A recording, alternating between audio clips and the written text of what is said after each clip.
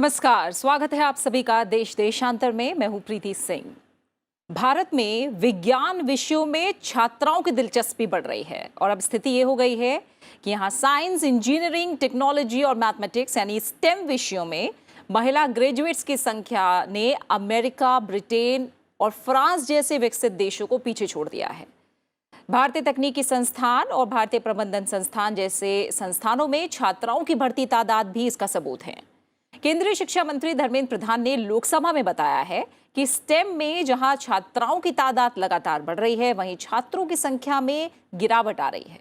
Stem विषयों में पुरुषों के मुकाबले महिलाओं की भागीदारी वैश्विक स्तर पर कम है, लेकिन अब उत्साहजनक खबर यही है कि स्टेम विषयों में भारतीय महिला स्नातकों की भागीदारी वैश्विक स्तर पर बढ़ रही है।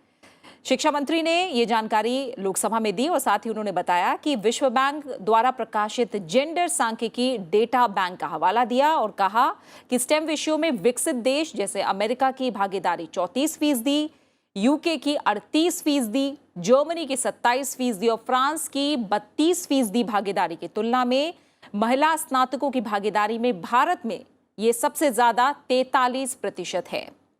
साथ ही शिक्षा मंत्री ने लोकसभा में बताया है कि अखिल भारतीय उच्चतर शिक्षा सर्वेक्षण यानी AISHE 2019-20 के आंकड़ों के अनुसार स्टेम विषयों में 40,71,533 महिलाओं के नामांकन की तुलना में जो नामांकित पुरुष हैं उनकी संख्या 53,52,258 है। यानी आंकड़े लगातार भारत में स्टेम विषयों में छात्राओं की बढ़ती रुचि की तरफ इशारा कर रहे हैं। देश देशांतर में आज बात विज्ञान की पढ़ाई को लेकर भारतीय महिलाओं की बढ़ती भागीदारी की, साथ ही इस क्षेत्र की चुनौतियों और आगे की दिशा पर भी आज हम चर्चा में बात करेंगे। और इस पर बातचीत के लिए मेरे साथ दो खास मेहमान जुड़ रहे हैं। मेरे साथ है doctor Ranjana Agarwal, director CSIR national institute of science, technology and development studies. साथ ही मेरे साथ जुड़ी हैं doctor Nisha Mendiratta, head women scientist programme of department of science and technology. आप दोनों मेहमानों का बहुत बहुत शुक्रिया मेरे साथ इस चर्चा में जुड़ने के लिए। डॉक्टर रंजना अग्रवाल, आपसे शुरुआत करूंगी। एक तरह से साइंस, टेक्नोलॉजी, इंजीनियरिंग या मैथमेटिक्स और इसकी पढ़ाई और इसके पेशों को अगर देखें तो लड़कियों की तादाद लड़कों के मुकाबले माना जाता रहा है कि कम होती है, और ये भी माना जाता रहा है कि लड़कियों की जो रुचि है, उनका इंटरेस्ट ही इस तरफ पढ़ाई में नहीं होता, इन सब्जेक्ट्स की तरफ। लेकिन आंकड़े कुछ अलग बयां कर रहे हैं। भारत में स्थिति बदल रही है। आपकी नज़र में क्या बड़ी बातें हैं स्टेम विषयों की पढ़ाई और छात्राओं की भागीदारी को लेकर?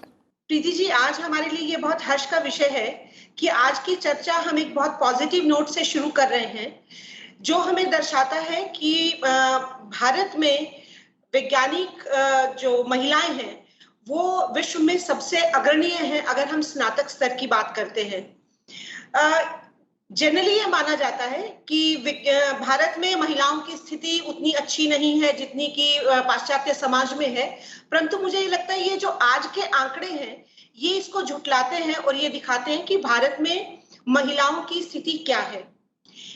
लेकिन आपने जो एक बात कही कि लड़कियों की रुचि साइंस में नहीं होती है, इसके ऊपर मैं थोड़ा कमेंट करना चाहूंगी। ये जो माइंडसेट है जो हमारी बच्चियों के दिमाग में जब वो स्कूल की शिक्षा कर रही होती है, इवन प्राइमरी एजुकेशन, वहीं से माता पिता द्वारा, स्कूल के शिक्षकों द्वारा, समाज के द्वारा उनके मन में ये डाल दिया जाता है कि जो विज्ञान की शिक्षा है, जो मैथमेटिक्स है, वो आपके लायक नहीं है, क्योंकि जो लड़कियों का ब्रेन है उस तरह से ट्यून्ड नहीं है। तो मुझे लगता है ये जो स्टीरियोटाइप ब्रेक हुआ है, जिसमें बहुत स्तर पे कार्य हुए हैं, वो स्टीरियोटाइप तोड़ने में मुझे लगता है कि हम कामयाब रहे हैं। और हमने लड़कियों के मन से ये भाव कि शिक्षा अगर आपको विज्ञान के क्षेत्र में लेनी है तो ये सिर्फ लड़कों का या पुरुषों का ही डोमेन है, उसको हम दूर करने में सफल हुए हैं। और उसी का एक परिणाम आज हमको देखने को मिल रहा है कि बहुत सी बच्चियां, चाहे वो ग्रामीण अंचल से हो, चाहे वो शहरी अंचल से हो, सबके मन में एक बात जरूर है कि वो अपने पैरों पर खड़ा होना चाहती हैं। और आज के समय में विज्ञान एक ऐसा टूल है जो आपको आगे प्रगति, विकास की जब हम बात करते हैं, प्रगति की बात करते हैं, तो विज्ञान एक टूल है। तो मुझे लगता है ये जो सोच आ गई है उसका एक हमको ये परिणाम देखने को मिल रहा है कि महिलाएं, हमारी बेटियां, हमारी बच्चियां विज्ञान के क्षेत्र में पढ़ाई कर रही हैं। बिल्कुल।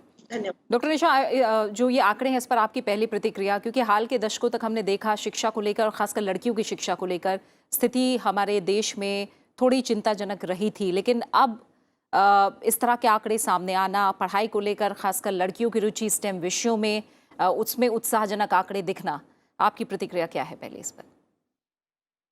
धन्यवाद। मैं भी रंजना जी को का साथ देना चाहूंगी कि हमारे देश में बच्चियों की, गर्ल्स वुमेन साइंटिस्ट की सिचुएशन बहुत स्ट्रांग होती जा रही है। ये तो हम काफी सालों से देखते आए हैं कि स्कूल के स्तर पर ये, मुझे ऐसा लगता है कि हर बार जब हमारा रिजल्ट आता है सीबीएसई का, ये न्यूज़पेपर की हेडलाइन ही होती है कि लड़कियों ने बेहतर परफॉर्म किया एज कंपेयर टू बॉयज। ये तो हम काफी सालों से देखते आ ही रहे हैं। लेकिन अभी के आंकड़े जो आपने हमें बताए हैं, जो आपने हमारे साथ साझा किए हैं, उसमें भी ये बात बहुत ही मुख्य रूप से जाहिर हुई है कि हमारा हमारा कंट्री में सबसे ज्यादा जो परसेंटेज देखा गया, जो स्कूल के लेवल पे गर्ल्स का 43% आपने बताया, और विच इज जो कि बहुत सी डेवलप्ड कंट्रीज से बहुत ही बेहतर है।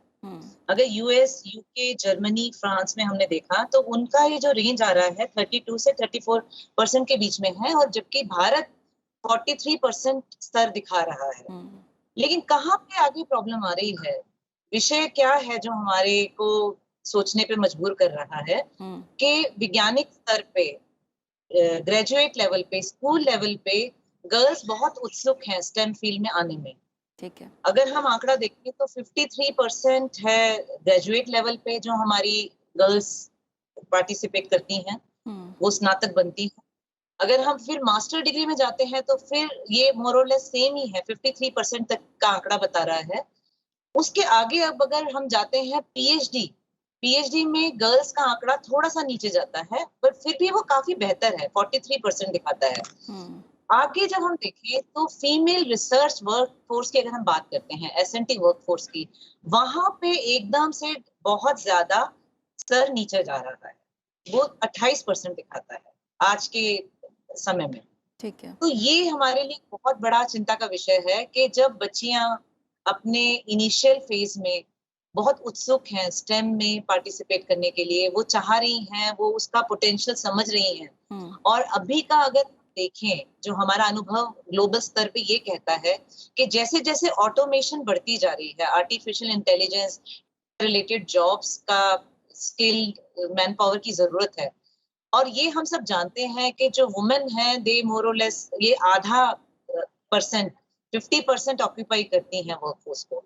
तो वहां पे एक जरूरत महसूस हो रही है कि हमें अपनी वुमेन साइंटिस्ट को, महिलाओं को इस क्षेत्र में बखूबी लाने की जरूरत है, स्ट्रांगली लाने की जरूरत है, जिसमें वो भी भागीदार हो देश की विकास में। अभी एक और दिशा में और बात हो रही है, चर्चा हो रही है कि सस्टेनेबल डेवलपमेंट गोल 2030 ये डिफाइन हुआ है, और उसमें एक बहुत ही बड़ा मुद्दा महिलाओं से जुड़ा है, जहां महिलाओं की इक्वल बराबरी का भागीदारी वर्क फोर्स में और देश के विकास में उनका अग्रसर होकर सबके साथ में काम करना, ये बहुत बड़ा एक मुद्दा है जो कि हमें डेवलप्ड नेशन और यूनाइटेड नेशन डेवलपमेंट गोल्स में भी ये बातें कही जा रही हैं।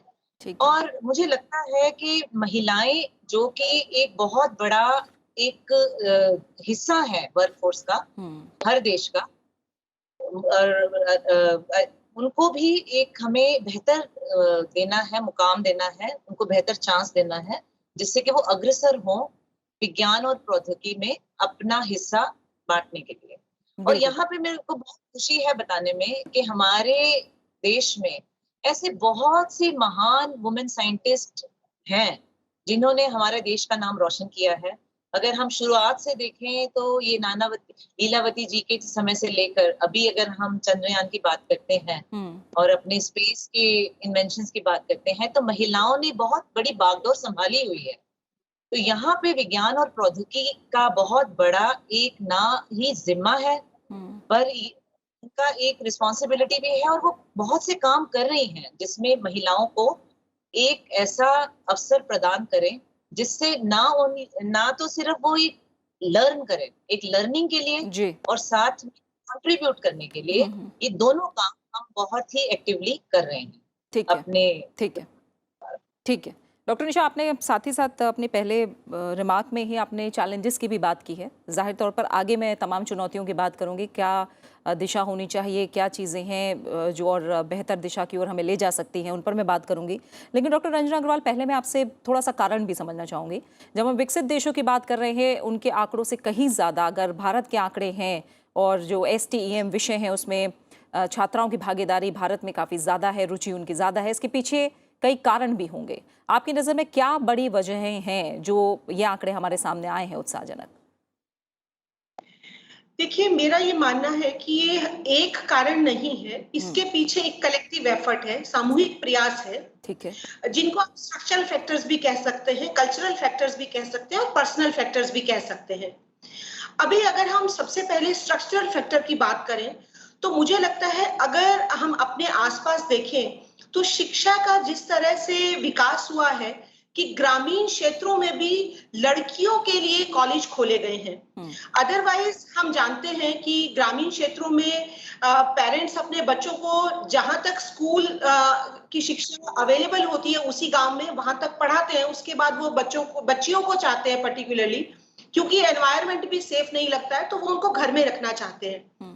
परंतु ये जो योजनाएं बनी हैं और हम शिक्षा को, हायर एजुकेशन को भी गांवों में लेके गए हैं, मुझे लगता है इसने बहुत से दरवाजे खोले हैं कि लड़कियां भी हायर एजुकेशन में इसको ले सकें। पहले जनरली ये रहता था कि लड़कियां उसके बाद आर्ट्स लेना प्रेफर करती थी क्योंकि कॉलेज होते थे उनके पास में। तो ये स्ट्रक्चरल फैक्टर्स हैं। और उसके बाद आप देखेंगे कि पॉलिसीज भी बहुत अच्छी रही हैं हमारी, जिसमें लड़कियों को फोकस करके, DST में ही निशा जी हमारे साथ हैं और वो जिस डिवीजन को लीड भी कर रही हैं वो भी विस्तार से भी बताएंगी। तो ऐसी बहुत सी स्कीम्स शुरू हुई हैं स्कूल लेवल से लेके हायर एजुकेशन और इवन प्रोफेशनल लेवल पे भी, पोस्ट एजुकेशन भी, कि जहां पे महिलाओं को आगे आने के लिए प्रोत्साहित किया जा रहा है।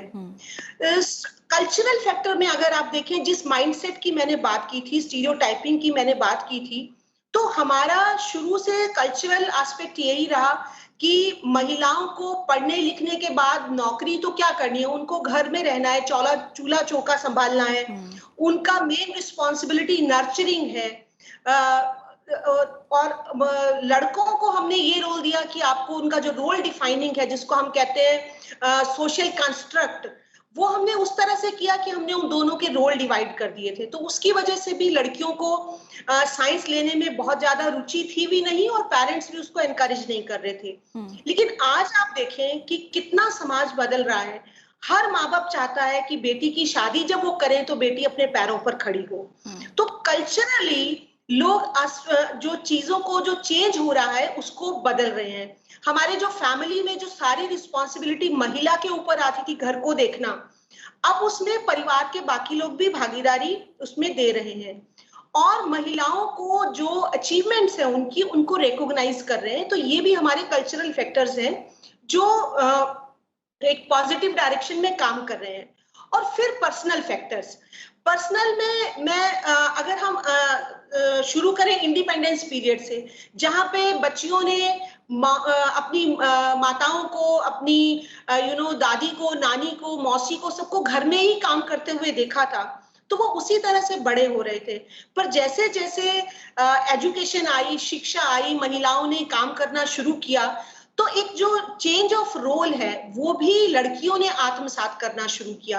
उनके पास रोल मॉडल्स नहीं थे पहले जिनको देख के वो इंस्पिरेशन डिराइव करें, लेकिन अभी लड़कियों के लिए रोल मॉडल्स आने लगे कि हमको भी ऐसा बनना है और लड़कियों का अपने बारे में विचार, अपनी क्षमताओं को पहचानने की शक्ति, तो पर्सनल लेवल पे भी चेंज आया है। तो मुझे लगता है ये जो क्यूमुलेटिव इफेक्ट है कि हमारा जो तंत्र हमको सहयोग कर रहा है, हमारी संस्कृति जो है हमको सहयोग कर रही है और हमारा व्यक्तिगत विचार जो है वो हमको मोटिवेट कर रहा है आगे बढ़ने के लिए। मुझे लगता है इन तीनों ने मिलके एक सोशल चेंज लेके आया है और हम सोसाइटी में उसको देख रहे हैं कि बहुत सी लड़कियां अब साइंस एंड टेक्नोलॉजी की तरफ अपने कदम बढ़ा रही हैं और सिर्फ बढ़ा ही नहीं रही है, वो उसमें बहुत अच्छी सफलता भी प्राप्त कर रही हैं और अब नए-नए पायदान चढ़ रही हैं। बिल्कुल।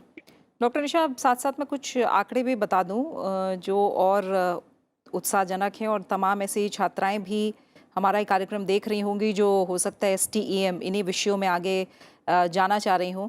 डॉक्टर निशा, अगर मैं देखूँ कुछ आंकड़े, तो कुछ प्रतिष्ठित जो संस्थान हैं उनके आंकड़े भी इसकी गवाही दे रहे हैं। मिसाल के तौर पर जो IIM कोझिकोड है, इस साल PhD में प्रवेश लेने वाले छात्रों में 53% यानी आधे से ज़्यादा महिलाएं हैं।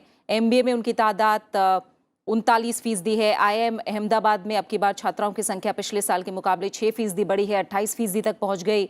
IIM रोहतक ने 2021 से 2023 का जो बैच है 69% छात्राओं के साथ एक नया रिकॉर्ड बनाया है। यानी ये तमाम आंकड़े हैं जो अच्छा संकेत दे रहे हैं। इसके अलावा जब शिक्षा मंत्री ने जो बात कही है लोकसभा में, उन्होंने इस दौरान हमें कई योजनाओं के बारे में भी अपने बात में बताया है। उन्होंने कहा है कि अमेरिका के प्रमुख संस्थानों में 3 से 6 महीने की अवधि के लिए अंतर्राष्ट्रीय सहयोग आधारित अनुसंधान का अवसर प्रदान करने के लिए STEM विज्ञान, प्रौद्योगिकी, इंजीनियरिंग, गणित और चिकित्सा में महिलाओं के लिए इंडो US फेलोशिप की शुरुआत की गई। साथ ही आगे बढ़ने के मार्ग प्रशस्त किए जा रहे हैं। जो नवाचार है, महिला विश्वविद्यालयों में नवाचार और उत्कृष्टता के माध्यम से विश्वविद्यालय अनुसंधान समेकन, क्यूरी, इसके अलावा तमाम और चीज़ें हैं ताकि जो शोध अनुसंधान है उनकी गतिविधियों में आगे आएँ। इसके अलावा gender advancement for transforming institution गति नाम का कार्यक्रम शुरू करना, 9 से 12 कक्षा की मेधावी छात्राओं के लिए नया कार्यक्रम विज्ञान ज्योति शुरू किया गया। मैं ये समझना चाहूंगी कि इस तरह की जो पहल और योजनाएं हैं, क्या आपको लगता है कि ये भी कहीं ना कहीं बड़ी मदद कर रही हैं? जी हाँ, आपने बिल्कुल सही कहा कि महिलाओं की भागीदारी अब बिल्कुल दिख रही है और हर लेवल पे दिख रही है। स्कूल से, शिक्षा से लेकर इवन वर्किंग उस कल्चर में भी महिलाएं काफी आगे आ रही हैं और हमारी पॉलिसीज, हमारी योजनाएं भी उसमें बहुत उनका बल बढ़ा रही हैं। ये रंजना जी ने बिल्कुल सही कहा कि अभी जो सोशल कंसर्न्स हैं हमारे देश में, जो कंस्ट्रेंट्स मैं कहूंगी, जो चैलेंजेस थे जिसके कारण लड़कियां आगे नहीं बढ़ती थी स्टेम में आने के लिए, वो अब कहीं ना कहीं उनका मार्ग खुल रहा है। लेकिन फिर भी हम ये देखते हैं कि इंजीनियरिंग फील्ड में आपने डेटा बहुत अच्छा ये हमारे साथ शेयर किया जी, जिसमें आपने IIM और बहुत से बड़े अनुसंधानों का लेटेस्ट आपने अभी का डेटा हमें बताया। लेकिन अगर आप इंजीनियरिंग इंस्टीट्यूट्स का देखेंगे, IITs का, तो यहाँ मैं कहना चाहूंगी कि अभी भी 8 से 10% ही सिर्फ गर्ल्स स्टूडेंट्स आपको मिलेंगी वहां पे। तो अभी भी जरूरत है कि हमें बहुत कुछ लेकर, बदलाव लेकर आना है, बहुत कुछ हमें एनकरेज करना है और बहुत सी योजनाओं को हमें साझा करना है। बिकॉज लीकी पाइपलाइन तो दिख ही रही है साइंस और टेक्नोलॉजी और वुमेन के फील्ड में। जहां तक आपने ये कहा, मैं कुछ यहाँ पे आपके साथ साझा करना चाहूंगी। कुछ जो कार्य और कुछ योजनाएं जो विज्ञान और प्रौद्योगिकी ने शुरुआत करी, और यहाँ मैं बताना चाहूंगी कि ये हमारा जो एक जिस स्तर पे हमने अपने प्रोग्राम्स शुरुआत किए, वो हमने 2004, वो एक साल था जब हम लोगों ने सोचा कि महिलाओं के लिए हमें डेडिकेटेड प्रोग्राम्स बनाने हैं और हमें उनकी भागीदारी को बढ़ावा देना है। तब ये प्रोग्राम स्टार्ट हुआ, वुमेन साइंटिस्ट स्कीम, एक हमने ये स्कीम लॉन्च करी थी। उस समय हमारे जो एक टारगेट बेनिफिशियरीज थे वो वुमेन साइंटिस्ट थी जिनका ब्रेक इन कैरियर सर्विस में हो चुका। किसी भी वजह से जो वुमेन साइंटिस्ट हैं, जो मैंने अभी बताया लीकी पाइपलाइन, जिसके कारण वो बहुत बेहतर साइंटिस्ट हैं, इंजीनियर्स हैं, पर वो किसी भी कारणवश, किसी भी सामाजिक कारणवश और पर्सनल कारणवश वो अपना कैरियर आगे नहीं बढ़ा पाई। तो हमने उनको एक ही मौका दिया, जिस स्ट्रीम में 25 साल से लेके 57 इयर्स तक की महिलाएं वो अपना एक्टिव साइंटिफिक कैरियर को परस्यू कर सकती थी 3 साल तक के लिए। तो इस स्कीम में 3 हमने वो रखे जो दिशाएं थी। पहला था बेसिक साइंस, दूसरा था was B societal, and was B, जो कि है IPR रिलेटेड इश्यूज के लिए।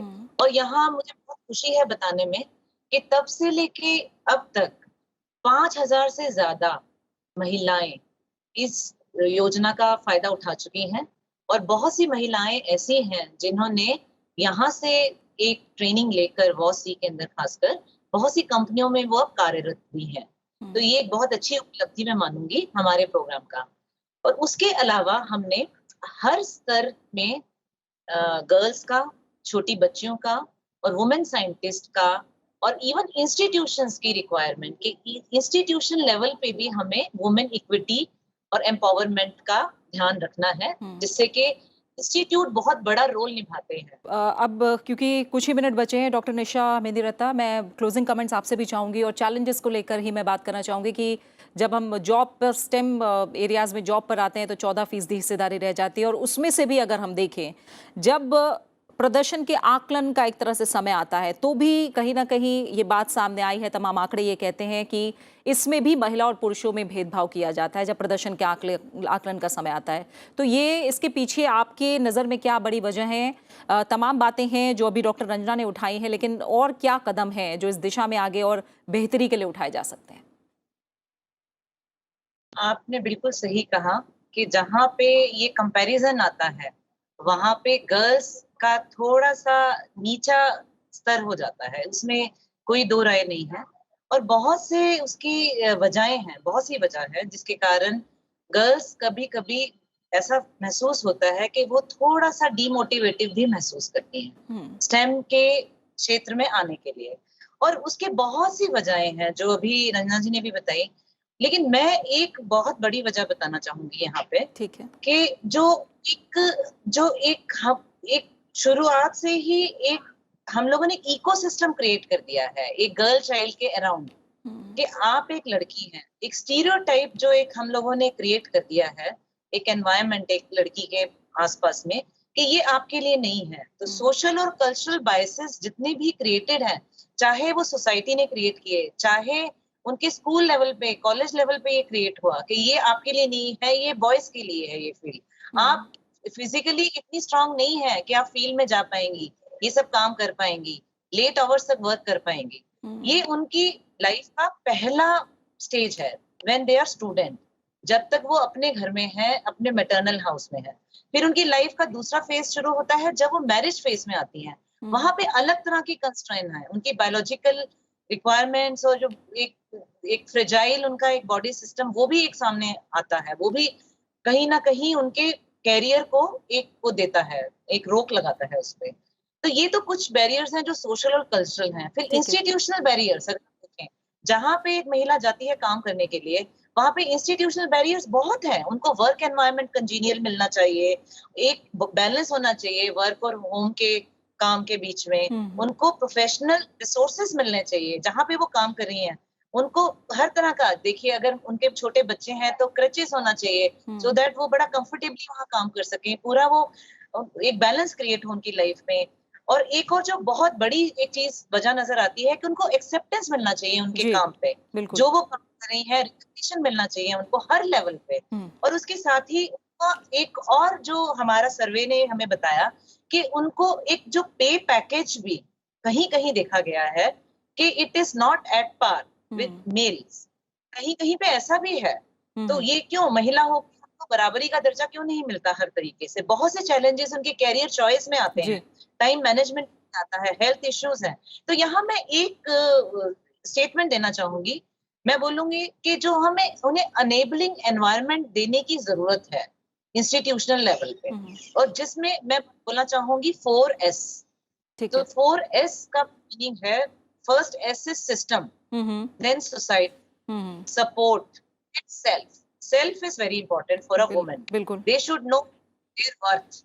और यहाँ सिस्टम की बात आती है, पॉलिसी और गवर्नमेंट, ठीक है, ये दोनों बहुत बड़े एक फोर्स हैं उनको आगे बढ़ाने के लिए, और जो बहुत बेहतरी से काम कर रही है। आज के दिन में हमारी गवर्नमेंट ने बहुत सी पॉलिसीज बनाई है, और एक मैं बताना चाहूंगी कि अभी एक न्यू पॉलिसी आ रही है, stick policy, science technology innovation policy, जिसमें एक पूरा का पूरा ट्रैक ही वुमेन जेंडर एस्पेक्ट पे रखा गया है। बिल्कुल, ये हमारी गवर्नमेंट ने बहुत बड़ा एक स्टेप उठाया है कि वुमेन की भागीदारी को बढ़ावा दे रही है। और मैं चाहूंगी कि आप भी इसको पढ़ें, उसमें चैप्टर 7 है जेंडर के ऊपर, जिसमें ब्रॉडली बोला गया है कि 30% भागीदारी वुमेन की एक सीनियर लीडरशिप पोजीशन में हर इंस्टीट्यूशन में जरूरी है। बिल्कुल, ये एक बहुत बड़ा बिल्कुल डॉक्टर निशा, स्टेप। बिल्कुल बिल्कुल ये पॉइंट भी आपने क्लियर कर दिया है। डॉक्टर निशा, जो 4S आप बता रही थी, मैं चाहूंगी उनको आप पूरा करें। हाँ जरूर। तो पहला मैंने बोला कि 4S में सिस्टम बहुत जरूरी है किसी भी दिशा में आगे बढ़ाने के लिए, बढ़ावा देने के लिए जी, एक इंडिविजुअल को भी और एक इंस्टीट्यूशन को। ठीक है, यहाँ क्योंकि हम महिलाओं की बात कर रहे हैं तो पॉलिसीज होनी चाहिए जो कि वुमेन ड्रिवन हो। गवर्नमेंट को ऐसा उनको मार्गदर्शन देना है, उनको आगे बढ़ाने के लिए ऐसी योजनाएं देनी है जो हम कर रहे हैं। System is working very strongly ठीक है। In that. उसके बाद आता है दूसरा ऐसा सोसाइटी। सोसाइटी में कल्चरल इश्यूज और स्टीरियोटाइप, जेंडर बिल्कुल, स्टीरियोटाइप जिसके बारे में आप दोनों ने बताया। जी, जी, तो ये हुआ सेकंड एस। ठीक है, थर्ड एस मैं कहूंगी सपोर्ट सिस्टम।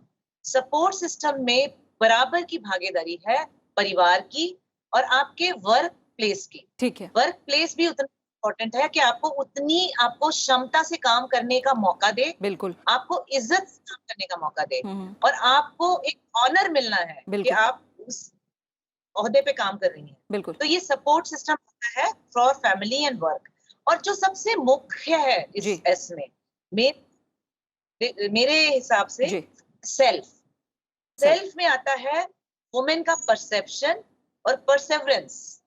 जब तक एक महिला में ये परसेप्शन नहीं है कि वो कुछ कर पाए, उसमें वो काबिलियत है बिल्कुल, और वो मुझे कर लगता है ये सकती आपके है। 4S में ये सबसे ऊपर ये पॉइंट होना चाहिए। बहुत बहुत हाँ, शुक्रिया डॉक्टर निशा, माफ कीजिएगा, अब आपको यहीं रोकना होगा। आपने सारी बातें क्लियर कर दी। उम्मीद करती हूँ दर्शकों को भी सब साफ साफ समझ में आ गया होगा। डॉक्टर रंजना अग्रवाल आपका, डॉक्टर निशा मेहंदीरत्ता, आप दोनों मेहमानों का फिलहाल बहुत बहुत शुक्रिया मेरे साथ इस कार्यक्रम में जुड़ने के लिए। तो अगर देखें तो 60 के दशक में विज्ञान में ज़्यादातर विषयों में महिलाओं की गैर हाजिरी को अगर ध्यान में रखा जाए और अब मौजूदा स्थिति तक जो हम पहुंचे हैं, ये अपने आप में एक सराहनीय स्थिति है, सराहनीय कदम है। लेकिन विज्ञान विषयों में लड़कियों की बढ़ती रुचि के पीछे कहीं ना कहीं करियर अच्छा बने, नौकरी पाने की जो संभावना है उसकी भी एक बहुत बड़ी भूमिका है। और समाज के दूसरे हिस्सों की तरह शिक्षा और रोजगार में लैंगिक भेदभाव को जड़ से खत्म करने के लिए सामाजिक जागरूकता और जिस तरह से 4S के जरिए हमें हमारे मेहमानों ने समझाने की कोशिश की, उन सभी पहलुओं पर ध्यान देने की जरूरत है। जो स्ट्रक्चरल और इंस्टीट्यूशनल बैरियर्स हैं उन्हें फिलहाल दूर करने की जरूरत है, ताकि जो शिक्षा के स्तर से आगे बढ़कर जब हम उच्च शिक्षा और रिसर्च और आगे करियर और जॉब्स की तरफ महिला स्टेम विषयों को लेकर जाती हैं तो वहां जो असमानता है उसे भी दूर किया जाए, ताकि जो टैलेंट वेस्ट हो रहा है वो ना हो और ज्यादा से ज्यादा उसका हम आगे इस्तेमाल कर सकें। इसी उम्मीद के साथ फिलहाल देश देशांतर में इतना ही। आप इस कार्यक्रम को YouTube पर भी देख सकते हैं। अपना अच्छे से ख्याल रखिए और मुझे दीजिए इजाजत। नमस्कार।